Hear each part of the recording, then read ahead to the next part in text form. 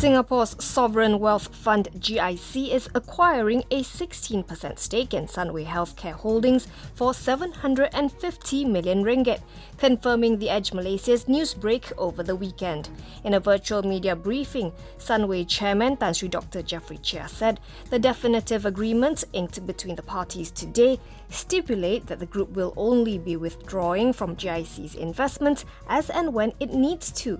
He said the 750 million ringgit will be spread over 4 different tranches over approximately 3 years. The agreement values Sunway Healthcare at 4.69 billion ringgit. Chia said the investment will be used to partly fund the company's expansion plans, mainly for the building of 6 more hospitals, bringing the total to 8 hospitals with 3,000 beds altogether.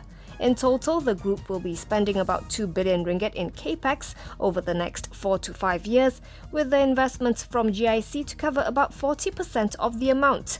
The funds will also be used to repay some of its outstanding loans. The group plans to list the healthcare unit to Malaysia within the next 6 to 8 years after its new hospitals reach a fairly mature stage.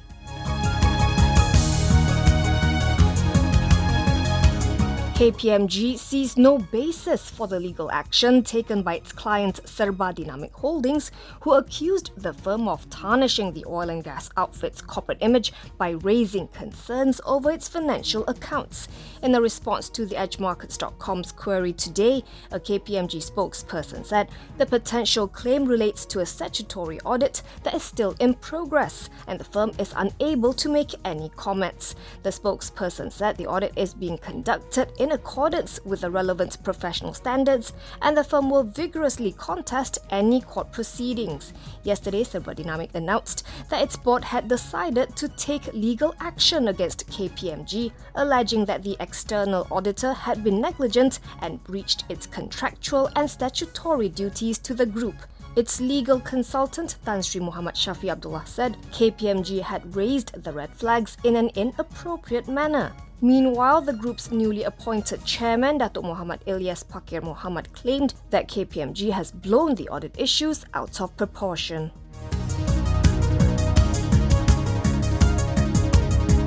Market talk is rife that Astro Malaysia will announce its partnership agreement with Netflix soon, which The Edge understands could be as early as this week.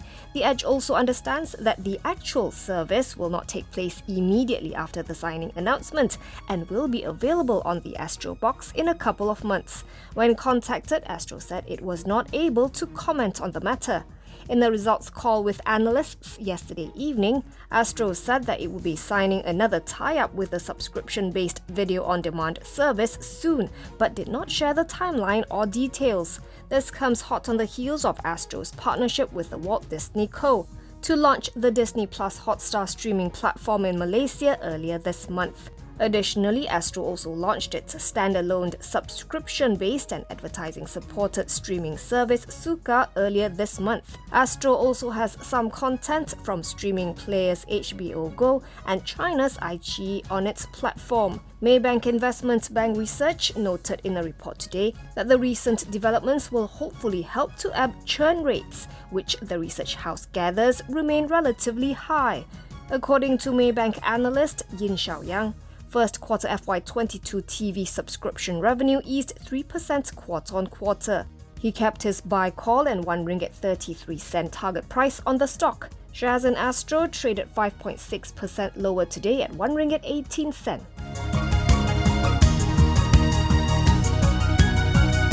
Pekat Group saw its share price jump nearly threefold to an intraday high of 93 sen in conjunction with the solar power specialist's debut on Bursa Malaysia's ACE market.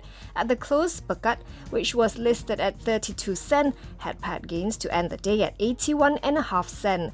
The counter was the most actively traded stock with some 243.3 million shares transacted.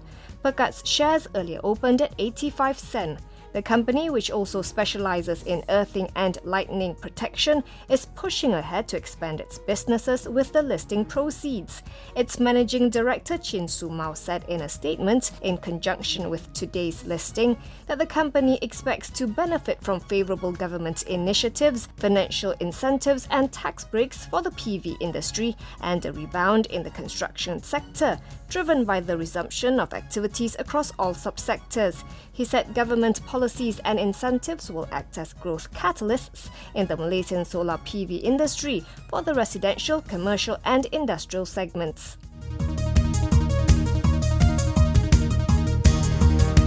Puncak Niaga Holdings' 14 billion ringgit suit against former Selangor MB Tan Sri Abdul Khalid Ibrahim for alleged abuse of power that led to the state's acquisition of the water utility company will go on trial at the Shah Alam High Court. This follows the federal court's decision today to dismiss Khalids' application for leave to pose 4 questions of law after he was reinstated as a defendant in the suit by the Court of Appeal in February.